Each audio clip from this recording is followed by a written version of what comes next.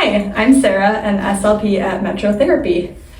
This is a video series about using bubbles to build speech and language skills with your young children. In the last video, we focused on pre-linguistic skills, so if you missed that and you want to watch it, go back to the first video. In this video, we'll be talking about building language with early language building strategies.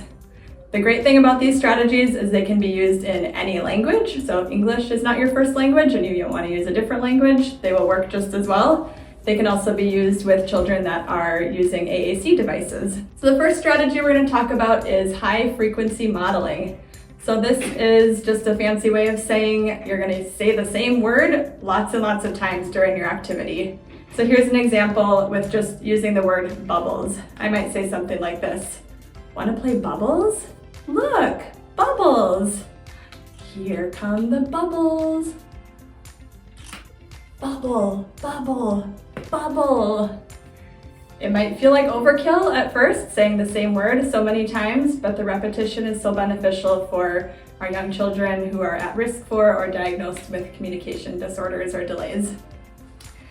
If you want to use more than one target word, that's fine. You could focus on a couple at a time, maybe blow, bubble, and pop, and kind of keep using those repetitively.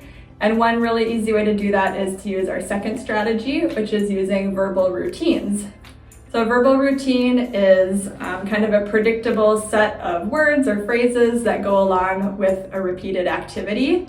These occur naturally in daily life. For example, ready, set, go is used a lot in a lot of different situations. You might have a little rhyme or phrase that you use, when your child wakes up in the morning or before they go to bed. All of these are verbal routines. So an example of a verbal routine I might use with bubbles would be, something like this. I might go dip, dip, dip, ready, set, blow. Pop. And if we do that routine over and over again and use that same set of words and phrases, then it becomes a verbal routine that's very predictable and helps children learn the language to go with that activity. Once you've got a verbal routine established, then you can use our third strategy, which is expectant waiting. So this is where you're going to use your verbal routine and then give a little bit of extra wait time and really use your body and facial expressions to show that you're expecting the child to fill in the next part of the routine. So with our example before, it might look like this. I might say, ready, set, blow. And of course, you're gonna wait a few seconds to see if your child will fill in that part of the routine after it's been established. If they don't do it right away, you can continue modeling and just keep using that expectant waiting until they do.